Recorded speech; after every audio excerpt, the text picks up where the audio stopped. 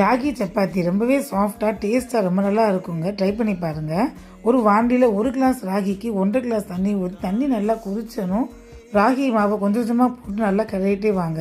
அதுக்கு மேலே கொதிக்கும் போதே கொஞ்சமாக உப்பு எண்ணெயை அந்த தண்ணியில் போட்டுக்கலாம்.